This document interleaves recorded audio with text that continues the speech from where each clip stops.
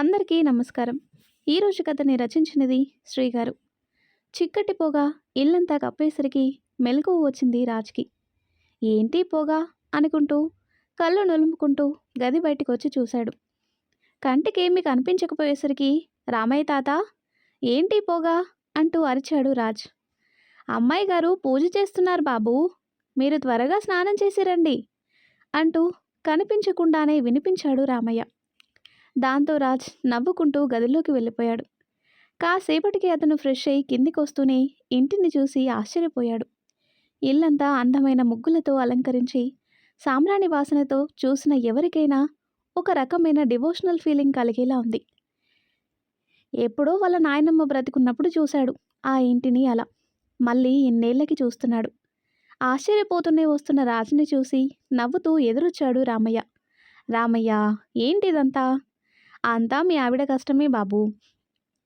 తెల్లవారుజామునే లేచి ఇల్లంతా శుభ్రం చేసి ముగ్గులేశారు, పూజ కూడా మొదలుపెట్టారు. వెళ్ళండి అని రామయ్య చెప్పేసరికి రాజ్ పూజ గది వైపు వచ్చాడు. దేవుడి గది కూడా అందంగా అలంకరించి పూజ చేస్తుంది కీర్తి. ఆ పక్కనే వాళ్ళ తాతయ్య నాయనమ్మల ఫోటోలకి దండలు కూడా మార్చి దీపం వెలిగించి ఉంది. కీర్తి హారతి తీసుకొని వచ్చేసరికి తన వైపు చూశాడు. ఇదంతా ఎందుకు చేశావు అంటాడు. నువ్వేగా పూజ చేయమని చెప్పావు. పూజ అంటే దీపం వెలిగించి హారతి ఇవ్వటం కాదు. ఆ పూజని స్వీకరించటానికి దేవతల మనసు అంగీకరించాలి అంటే శుచి, శుభ్రత, నియమాలనేవి కొన్నుంటాయి. వాటి ప్రకారం చెయ్యాలి. రాజ్కి వివరిస్తూనే హారతిచ్చి అతని నుదుటిన కుంకుమద్దింది. ఇవన్నీ నీకెలా తెలుసు అని అడుగుతాడు రాజ్. ఏం, అనాథగా పెరిగినంత మాత్రాన ఏమీ తెలీదనుకుంటున్నావా? మా మదర్ మాకు ఇవన్నీ నేర్పిస్తారు అంటూ హారతి పళ్ళెం దేవుడి ముందు పెట్టి కళ్ళకద్దుకొని దండం పెడుతూ కళ్ళు మూసుకుంది. అంతలోనే తన మెడకి ఏదో తాకినట్టుగా అనిపించి కళ్ళు తెరిచి చూసేసరికి రాజ్ తన పక్కనే నిలబడి మెడలో ఏదో పెడుతూ కనిపించాడు. ఏంటా అని తలదించి చూసుకున్న తనకి మెడలో నల్లపూసలు కనిపించేసరికి కంగారుగా రాజ్ని దూరం నెట్టింది.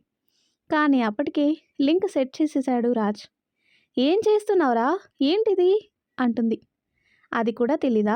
నల్లపూసలు? అది తెలుసు, నా మెడలో ఎందుకేసావు? ఏం లేదు, ఇక్కడ అందరూ మనల్ని భార్యాభర్తలు అనుకుంటున్నారు. నీ మెడలో తాళి లేకపోతే డౌట్ వస్తుంది కదా. అసలే పల్లెటూరు, పట్టింపులు ఎక్కువుంటాయి అంటాడు రాజ్. అందుకని ఇది తీసుకొచ్చి నా మెడలో పడేస్తావా? ఏయ్, ప్రతిదానికి ఎందుకంత ఓవర్ రియాక్ట్ అవుతావు? మనం ఇక్కడున్నన్ని రోజులు అది నీ మెడలోనే ఉండనివ్వు. అప్పుడు ఎవరికి ఎలాంటి డౌట్లు రావు అంటాడు రాజ్. అంటే నీ మోసంలో నన్ను కూడా భాగం చేసేస్తున్నావా? రామచంద్ర, ఇది మోసం ఎందుకు అవుతుందే? మరి కాదా? మనకి పెళ్ళి కాకుండా ఇలా నల్లపూసలు వేసుకొని తిరిగితే అది మోసం చేసినట్టు కాదా అంటుంది కీర్తి. కాదు, నేను మనస్ఫూర్తిగానే వాటిని నీ మెడలో వేశాను. ఏం మాట్లాడుతున్నావు అంటుంది కీర్తి. రాజ్బాబు అంటూ రామయ్య అటుగా రావటం గమనించి ఇద్దరూ సైలెంట్ అయిపోయారు. ఆయన భార్యను తీసుకొని వచ్చాడు రామయ్య. కీర్తి మెడలో నల్లపూసలు చూడగానే ఆవిడ మొహంలో నవ్వు విరిసింది. నవ్వుతూ తన దగ్గరికి వచ్చి మెటికలు విరుస్తూ, అచ్చం మా కాత్యాయని అమ్మలా ఉన్నారమ్మా, మీరు రాగానే ఈ ఇంటికే వెలుగొచ్చింది అంటూ మురిసిపోతుంటే రాజ్ నవ్వుతూ కీర్తి వైపు చూశాడు. తనింకా అయోమయంలోనే ఉండేసరికి రాజ్ ఆ పెద్దావిడ వైపు చూస్తూ, బామ్మ, తనకిక్కడ అంతా కొత్త కదా, మీరే అన్నీ చూసుకోవాలి అంటాడు. అలాగే, ఈరోజు చాలా మంచి రోజు బాబు. ఇద్దరూ మన ఊరి అమ్మవారి గుడికి వెళ్ళి రండి. మీ సంసారం సంతోషంగా సాగిపోతుంది అంటూ కీర్తి తలలో మల్లెపూలు పెడుతూ చెప్పిందావిడ. అలాగే బామ్మ, ఇప్పుడే వెళ్తాం అంటూ రాజ్ కీర్తి చేయి పట్టుకుని తీసుకువెళ్ళాడు. రామయ్య, ఆవిడ సంతోషంగా ఇద్దరిని చూస్తూ ఉండిపోయారు. నీ అనుమానం తీరిందా? ఆ పిల్ల మెడలో తాళి లేదని అనుమానపడ్డావు? నిజమేనయ్యా, ఈ కాలం పిల్లలు ఫ్యాషన్ అంటూ తాళిని కూడా పక్కన పడేస్తున్నారు. ఈ పిల్ల కూడా అలాంటిదేమోనని భయపడ్డాను. మన కాత్యాయని అమ్మగారు కోరుకున్నట్టు ఆవిడ కోడలు లేదు. కనీసం రాజుబాబుకు వచ్చే భార్య అయినా పద్ధతిగా ఉండాలని ఆవిడ ఎన్నిసార్లు నాతో చెప్పుకొని బాధపడ్డారో తెలుసా? పోనీలే, ఆవిడ కోరిక నెరవేరింది. ఇద్దరూ ఎప్పుడూ ఇలానే సంతోషంగా ఉండాలి అంటూ దీవించింది ఆవిడ. రాజ్ కీర్తిని తీసుకుని కారులో బయలుదేరాడు. తను మాత్రం చాలా కోపంగా ఉంది. కదిలిస్తే ఎక్కడ కయ్యమంటుందో అని భయం వేసి రాజ్ కూడా సైలెంట్గా ఉన్నాడు. కొంచెం దూరం వచ్చిన తర్వాత కార్ ఆపు అంటూ కీర్తి చెప్పేసరికి తన వైపుకు చూశాడు.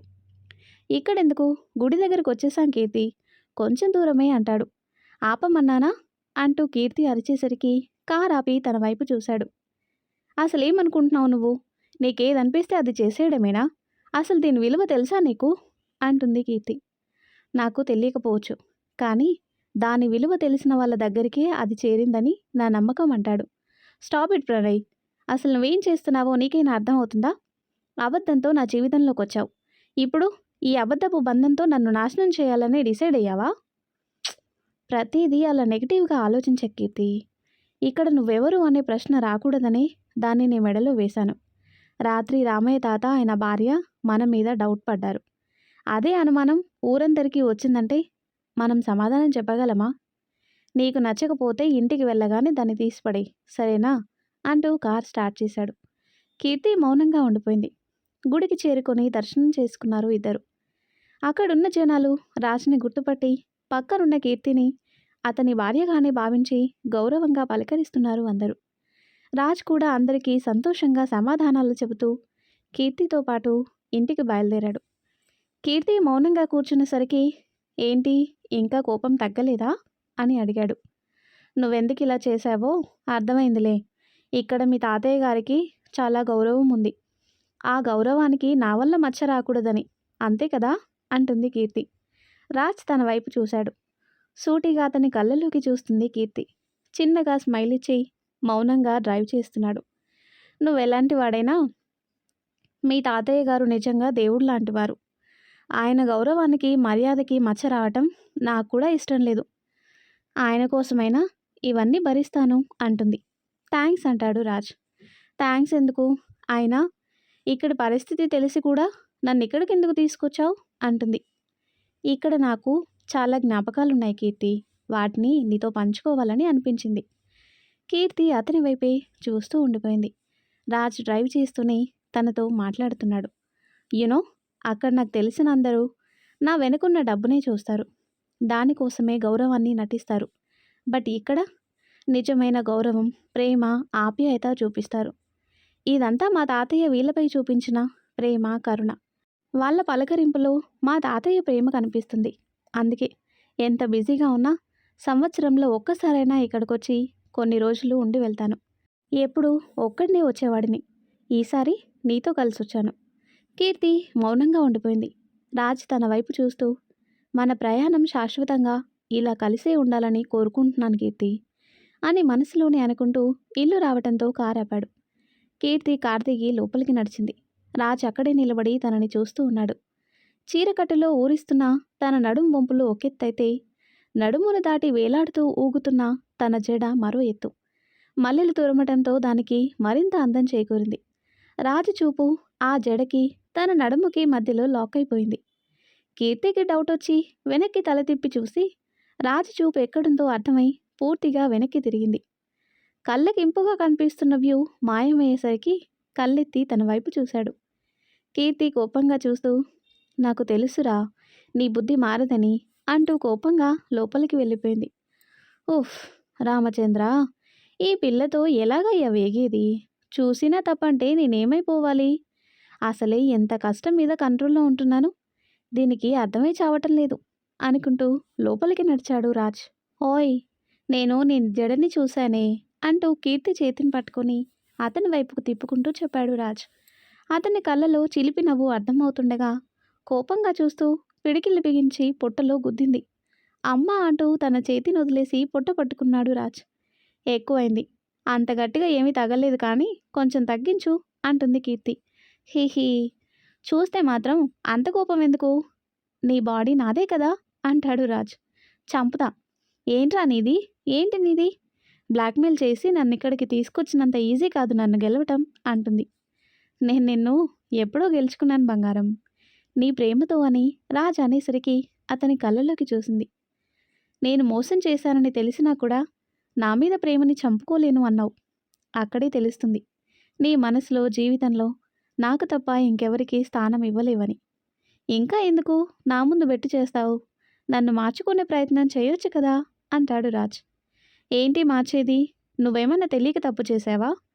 తెలిసి చేసిన తప్పుకి పూర్తి బాధ్యత నీదే అవుతుంది. అయినా నిన్ను నువ్వే కంట్రోల్ చేసుకోలేక ఎవరితో పడితే వాళ్ళతో అన్న మాట అక్కడితో ఆపేసి పళ్ళు బిగిస్తూ రాజు వైపు చూసింది. తన వైపే చూస్తూ ఉన్నాడు. ఇవన్నీ కాదు, నాకు నువ్వొద్దు, అంతే. నువ్వెలా ఊరేగితే నాకెందుకు అంటుంది కీర్తి. కీర్తి, అదంతా నిన్ను కలవక ముందు. అర్థం చేసుకో అంటాడు. సరే, ఒక విషయం చెప్పు. నేనెవరితో అయినా పడుకొని సారీ తప్పైపోయింది అంటే నన్ను యాక్సెప్ట్ చేస్తావా అంటుంది కీర్తి. రాజ్ కోపంగా తన చెంప మీద కొట్టాడు. కింద పడబోతూ నిలదొక్కుంది. అంతలోనే తేరుకొని, చూసావా, మాటకే నువ్వు నన్ను యాక్సెప్ట్ చేయలేకపోతున్నావు. మరి నేనెలా నిన్ను యాక్సెప్ట్ చేయగలననుకుంటున్నావు? ఏం, అబ్బాయిలకు ఒక రూలు, అమ్మాయిలకు ఒక రూలా? ఇదెక్కడి న్యాయం అంటుంది. ఏ ఆపు, నేను కొట్టింది అందుకు కాదు.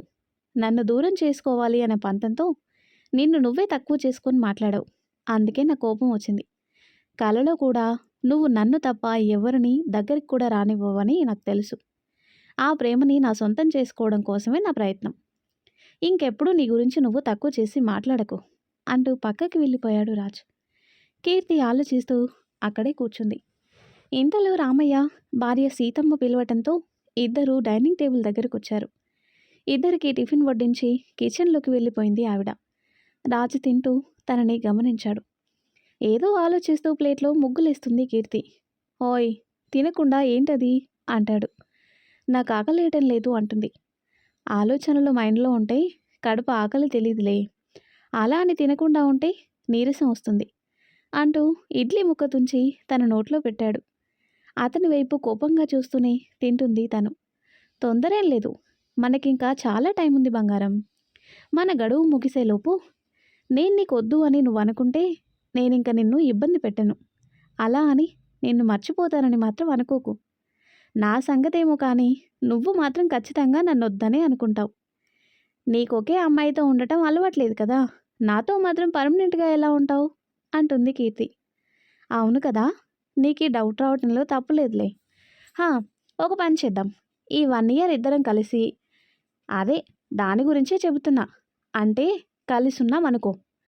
గడువు తర్వాత కూడా ఇద్దరం కలిసి ఉండగలమో లేదో తెలిసిపోతుంది కదా అంటాడు. కీర్తి కళ్ళు కోపంతో ఎర్రబడ్డాయి. కోపంగా చూస్తూనే లేచి నిలబడింది. అంతలోనే సీతమ్మ బయటికి రావటంతో సైలెంట్గా గదిలోకి వెళ్ళిపోయింది. అదేంటి బాబు, అమ్మాయి గారు ఏమీ తినలేదు? నేను తినిపించానులే బామ్మ అంటూ చేయి కడుక్కొని కీర్తి దగ్గరకు వచ్చాడు. కీర్తి అంటూ అతని దగ్గరకు వచ్చేలోపే, అసలు నీ ఉద్దేశం ఏంటి అని కోపంగా దగ్గరకు వచ్చింది కీర్తి. ఎందుకంత సీరియస్ అవుతావు? నేను చెప్పిన దాంట్లో లాజిక్ ఉంది కదా అంటాడు రాజ్. నీ లాజిక్లు మడిచి నీ జేబులో పెట్టుకో. నాకు తెలుసు నీ బుద్ధి. ఎలా అయినా నన్ను కన్విన్స్ చేసి నీతో కమిట్ అయ్యేలా చేయాలి అనుకుంటున్నావు. అది జరగని పని. నాకు డాక్యుమెంట్స్ కావాలి కాబట్టి నీకు కావాల్సింది తీసుకొని నాకు కావాల్సింది నాకు ఇచ్చేయి. అంతేకాని నా అంతట నేను నీ దగ్గరికి రావటం అనేది జరగదు. అర్థమైందా అంటుంది కీర్తి. సరే, నువ్వు ఒప్పుకోవే అనుకుందాం. సంవత్సరం తర్వాత డాక్యుమెంట్స్ని తీసుకొని వెళ్ళిపోతావు. మరి నన్ను మర్చిపోగలవా?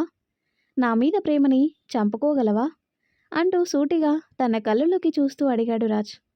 కీర్తి కన్నీళ్లతో చూపు తిప్పుకుంది. మాట్లాడవే, చెప్పు అంటాడు. మర్చిపోతానో లేదో నాకు తెలీదు, కానీ నీలాంటి మోసగాడితో మాత్రం కలిసుండలేను అంటూ పక్కకి వెళ్ళిపోయింది తను. రాజు బాధగా అక్కడి నుంచి లేచి బయటికి వెళ్ళిపోయాడు. రాజు బయటకు వచ్చి కారు తీసుకొని ఊరి చివరనున్న మామిడి తోట దగ్గరకు వచ్చి కూర్చున్నాడు. కీర్తి మాటలే అతని మనసును కలిచివేస్తుంటే తన మనసు ఎంతగా గాయపడిందో అంచనా వేస్తూ ఎలా తనని చేరుకోవాలా అని ఆలోచిస్తూ కూర్చున్నాడు. తెగని ఆలోచనలతో మధ్యాహ్నం అంతా అక్కడే గడిపేశాడు. చీకటి పడుతుంది అనగా రామయ్య వచ్చాడు అక్కడికి. బాబూ, ఏంటి ఇక్కడ కూర్చున్నారు? మీకోసం ఊరంతా వెతుకుతున్నా. ఏం లేదు తాత. అమ్మాయి గారితో ఏమైనా గొడవ పడ్డారా అని ఆయన అడిగేసరికి ఆయన వైపు చూశాడు రాజ్. అంటే మధ్యాహ్నం అమ్మాయి గారు కూడా ఏమీ తినలేదు, అందుకని అడిగాను. ఏమైంది బాబూ? ఏం లేదు తాత, చిన్న గొడవలే. గొడవైందని తూర్పుకొకరు పడమరకొకరు కూర్చుంటే ఆ ఖాళీలో సమస్య ఇంకా పెద్దదవుతుంది, కానీ తొలగిపోదు కదా బాబూ. భార్యాభర్తల మధ్య ఇలాంటి చిన్న చిన్న గొడవలు సాధారణమే. ఎవరు తగ్గాలి అనే ఆలోచన లేకుండా ఒకరికొకరు సర్ది చెప్పుకొని సమస్యని దూరం చేసుకోవాలి. అంతేకాని ఇలా ఎడముఖం పెడముఖం వేసుకుని కూర్చుంటే ఎలా? రండి ఇంటికి వెళ్దాం అంటాడు. రాజ్ నవ్వుతూ ఆయన వెంటే నడిచాడు. రాజ్ కారులో బయలుదేరారు ఇద్దరు. తాత, ఒక విషయం చెప్పు. నువ్వు బామ్మ ఇన్నేళ్ళు ఎలా కలిసి ఉండగలిగారు అని అడిగాడు రాజ్. తాత నవ్వుతూ రాజ్ వైపు చూశాడు. అది పెళ్లి బంధంలోని మహత్యం బాబు. నిజం చెప్పాలంటే మా సీతమ్మ నిజంగా సీతమ్మే. ఎంతో ఓర్పుగా నేర్పుగా సంసారాన్ని నడిపింది. మీ మధ్య గొడవలే రావా తాత? ఎందుకు రావు? వయసులో ఉన్నప్పుడు రోజూ గొడవే. నేను డబ్బు పోగొట్టినా పల్లెత్తు మాట అనేది కాదు, కానీ ఎవరైనా ఆడదాన్ని చూస్తే మాత్రం శివాలితి కాలిక రూపం ధరించేది. ఆ, ఓహో, మీలో కూడా రసికుడున్నాడే అంటాడు రాజ్. చా ఊరుకో బాబు. ఎవరైనా అందంగా అమ్మాయి కనిపిస్తే చూడటం అనేది మన మగాళ్ళ బలహీనత. ఏం చేస్తాను చెప్పు? కళ్ళున్నప్పుడు చూడకుండా ఉండలేము. ఆ మాత్రానికి ఏదో తప్పు చేసినట్టు నన్నుతిగా ఆరేసేది. ఒక్కోసారి పక్కల్లో కూడా రానిచ్చేది కాదు తెలుసా? హో, కీర్తినే అనుకున్నా. మొత్తం ఆడజాతి తీరే అంతేమో. మీరేం చేయకుండానే బామ్మ అంత చేసిందంటే నేను చేసిన దానికి కీర్తి ఈ మాత్రం చేయటంలో తప్పు లేదులే అని అనుకుంటూ ఉంటాడు రాజ్. ఏంటి బాబు, మీలో మీరే మాట్లాడుకుంటున్నారు? ఏం లేదు తాత. మరి అలాంటి సమయంలో మీ కోపం వచ్చేది కాదా? అంటే తప్పు చేయనప్పుడు అలా చేయటం కరెక్ట్ కాదు కదా అంటాడు. కోపానిదేముంది బాబు, అది కుక్కకు కూడా వస్తుంది. కానీ కోప్పడి దూరం అయితే ఆలి ప్రేమ దక్కుతుందా? ఆ కోపంలో నాకు దాని ప్రేమే కనిపించేది. నేనంటే ఎంత ప్రేమ లేకపోతే అలా చేస్తుంది చెప్పు? మా పెళ్ళి తర్వాత నేను తప్ప దానికి వేరే ప్రపంచం లేదు. అలాంటి నేను ఎక్కడ దూరం అయిపోతానో అన్న భయం దానిది. ఆడవాళ్ళు అనుమానపడి మనతో గొడవ పడేది కోపంతోనో పంతంతోనో కాదు బాబు, మన మీద ప్రేమతో. అది మనమే అర్థం చేసుకోవాలి. ఇంటికి చేరటంతో కారాపి కిందికి దిగారు ఇద్దరు. అప్పుడే చీకటి తెరలు కమ్ముకుంటున్నాయి. రామయ్య కోసం ఇంటి బయట ఎదురు చూస్తూ కూర్చుంది ఆయన భార్య. ఆయన అటువైపు వెళ్ళటంతో రాజ్ నవ్వుతూ ఇంటి వైపుకు తిరిగాడు. కీర్తి కూడా అక్కడ గుమ్మం బయట నిలబడి కనిపించింది. నవ్వుతూ దగ్గరికొచ్చాడు రాజ్. బుద్ధుందా నీకు? ఉదయం అనగా వెళ్ళావు, ఇప్పుడా వచ్చేది? కనీసం ఎక్కడికి వెళ్తున్నావో కూడా చెప్పకపోతే ఎలా? ఎంత టెన్షన్ పడ్డానో తెలుసా అంటుంది కీర్తి. అది నీ మొహంలోనే తెలుస్తుందిలే. ఏం, ఎవరైనా అమ్మాయి దగ్గరికి పోయాననుకున్నావా అంటాడు రాజ్. కీర్తి కోపంగా చూస్తూ లోపలికి వెళ్ళిపోయింది. రాజ్ నవ్వుకుంటూ తన వెంటే వచ్చాడు. ఓయ్, అలా మాట్లాడకుండా వెళ్ళిపోతే అర్థమేంటి అంటూ వెనకే వచ్చాడు రాజ్. కీర్తి అతని వైపుకి తిరుగుతూ బుద్ధి గడ్డి తినే వాళ్ళతో నేను మాట్లాడను అంటూ కోపంగా అరిచింది కీర్తి. ఏం చేస్తాం మరి, ఇంట్లో భోజనం దొరకనప్పుడు ఆ గడ్డైనా తినాలి కదా అంటాడు రాజ్. మంచిది, పోయి తిను అంటుంది కీర్తి. ఓయ్, నిజంగా నేను ఎక్కడికి పోలేదు. మా మామిడి తోటలో కూర్చున్నా. నీకు డౌట్ ఉంటే రామయ్య తాతను అడుగు. అయినా గడ్డి తినడానికి నేనేమైనా పశువునా? మధ్యాహ్నం కూడా ఏమీ తినలేదు. ఆకలేస్తుంది. ఇంటికి వస్తే నువ్వేమో సీరియస్ అవుతున్నావు. సరేలే, ఈ పూట కూడా పస్తుంటాను అంటూ మెట్ల వైపు నడిచాడు రాజ్. ఆగు, పస్తుండాల్సిన అవసరం ఏంటి? భోజనం రెడీగా ఉంది, పోయి స్నానం చేసిరా, వడ్డిస్తాను అంటుంది. నిజంగానా? అయితే 10 మినిట్స్, వచ్చేస్తాను అంటూ గదిలోకి వెళ్ళాడు రాజ్. ఆ తర్వాత ఏం జరిగిందో నెక్స్ట్ వీడియోలో తెలుసుకుందాం. ఎంతో ఇంట్రెస్టింగ్గా ఉండే ఈ స్టోరీ నెక్స్ట్ పార్ట్స్ కోసం ఈ వీడియో లైక్ చేసి మన ఛానల్ని తప్పకుండా సబ్స్క్రైబ్ చేయండి. Thanks for watching.